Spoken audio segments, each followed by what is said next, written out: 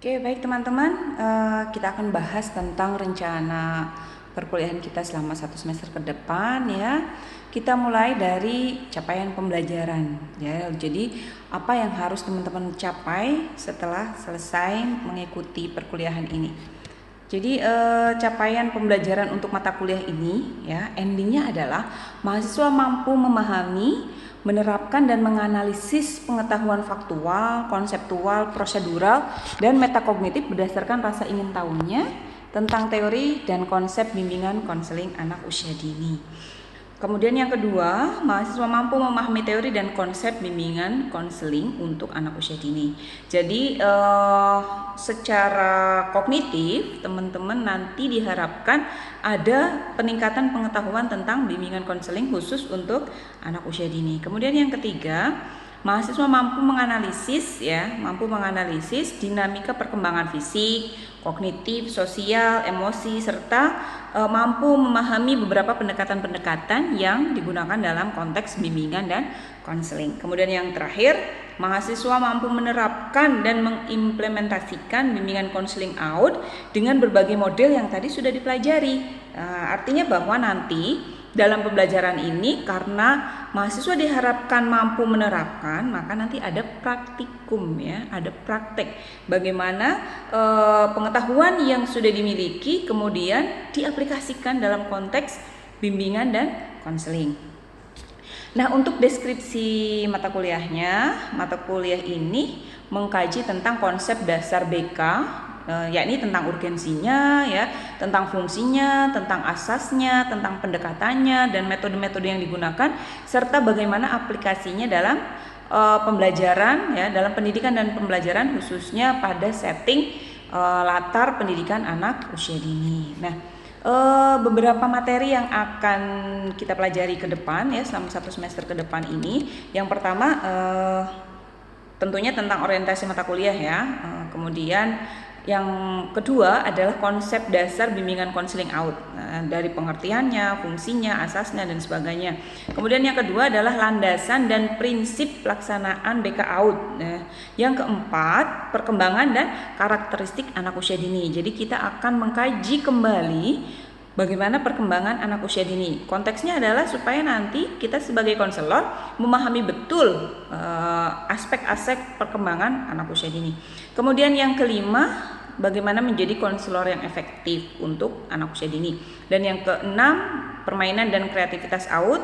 Ini konteksnya bukan obrolan tentang bagaimana bermain dalam konteks belajar, tidak, tapi bagaimana bermain ini diterapkan dalam terapi ya, dalam terapi. Jadi play terapi untuk anak usia dini. Yang ketujuh adalah bimbingan kelompok pada anak usia dini.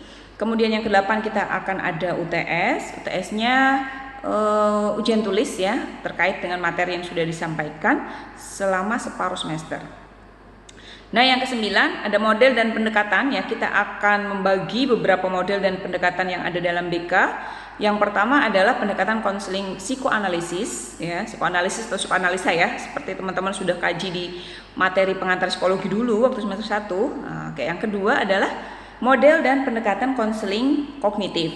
Yang ketiga, model dan pendekatan konseling behavioristik, serta yang keempat adalah model dan pendekatan konseling humanistik. Keempat-empatnya ini harus betul-betul dikuasai ya. Karena apa? Karena dengan memahami konteks ini, teman-teman bisa memilih pendekatan mana yang akan digunakan ketika kita mencoba menganalisis sebuah masalah yang dialami oleh anak usia dini gitu. Sehingga ketika mendekati sebuah persoalan itu tidak hanya dari satu kacamata saja, tapi kita punya beragam kacamata dan bisa lebih efektif ya dalam proses penyelesaian atau proses kita membantu persoalan yang dihadapi oleh orang tua atau anak usia dini tersebut. Kemudian nanti yang pertemuan ke-13, 14, 15 itu adalah praktek konseling. Jadi teman-teman siap-siap bagaimana nanti teman-teman menjadi seorang konselor untuk anak usia dini ya. Nanti ada praktek ya. Yang ke-16 adalah ujian akhir semester. Nah, udah selesai. Cepet banget kuliahnya ya. Iya, tapi belum dijalani.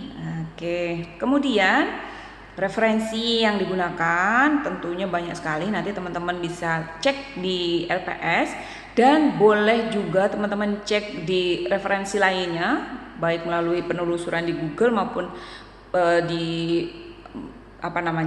di web atau di mana-mana. Itu teman-teman bisa lihat atau bisa cari buku atau jurnal terkait dengan bimbingan konseling untuk anak usia dini.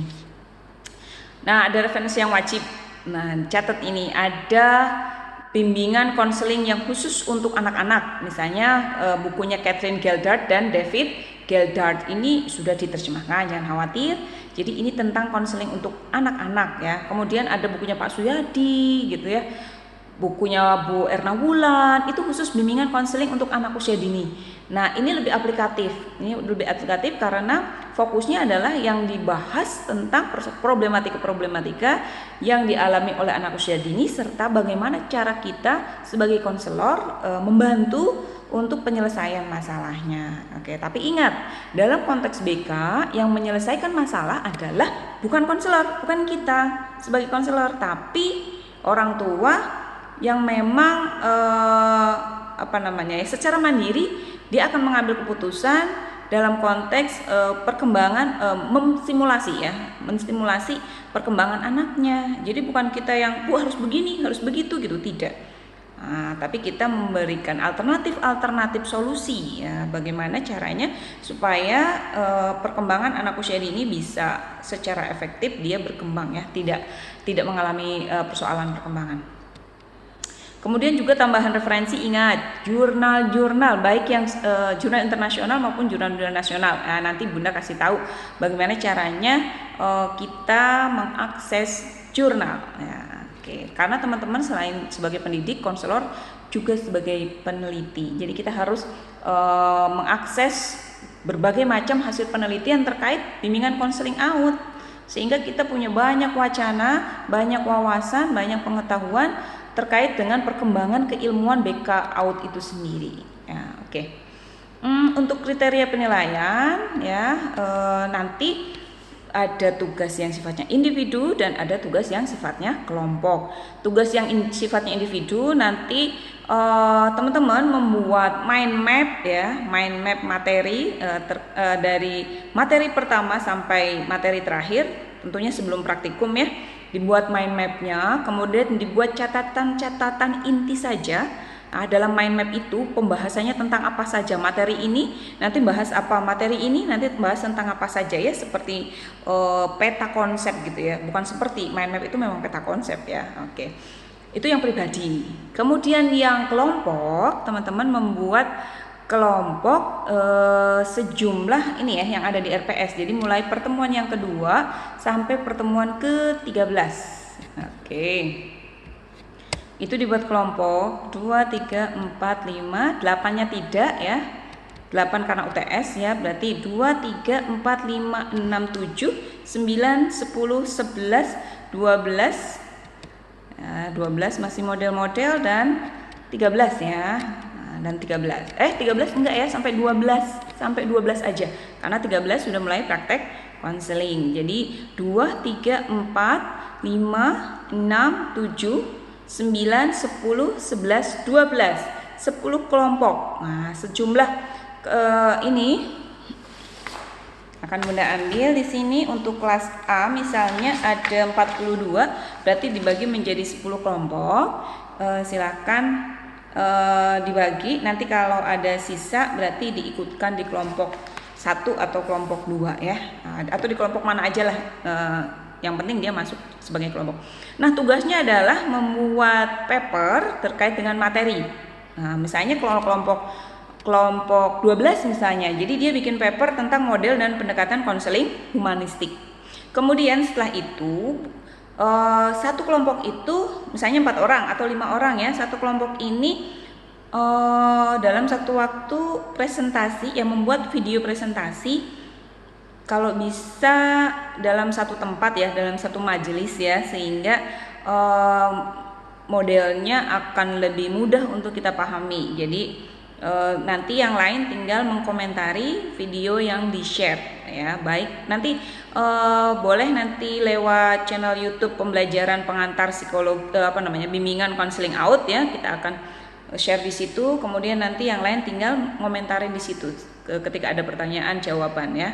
Nanti kita coba buat kesepakatan, boleh via YouTube atau boleh nanti di grup WA kita diskusinya ya. Oke, untuk UAS nanti akan ada ujian khusus ya. Untuk UAS selain praktikum, kita akan nanti umumkan bentuk ujiannya yang ketika ujian akhir semester. Nah, jangan lupa setiap pertemuan teman-teman presensi online melalui Sikadunya masing-masing ya, bukan Sikadu temennya. Oke, kita langsung di Sikadu ketika pembelajaran dan tidak boleh lebih dari waktu kuliah ya, jam kuliah. Jangan sampai kita habis jam kuliahnya jam 12, misalnya jam 14.10 misalnya ya, itu berakhir ini belum presensi. Nanti tanya lagi, Bunda saya belum sempat presensi gimana gitu. Nah, terlambat karena sudah Bunda setting sesuai dengan jam kuliah ya. Oke, kalau ada kesulitan bisa nanti menghubungi Bunda, barangkali nanti Bunda bisa membantu ya untuk ketika ada trouble-trouble di jaringan Sikadu kita. Itu dulu untuk perjumpaan kita. Bunda tunggu nanti laporan pembagian kelompoknya di grup kita. Oke, selamat belajar teman-teman semuanya. Mohon maaf atas segala kekurangannya. Terima kasih. Billahi taufiq wal hidayah. Wassalamualaikum warahmatullahi wabarakatuh.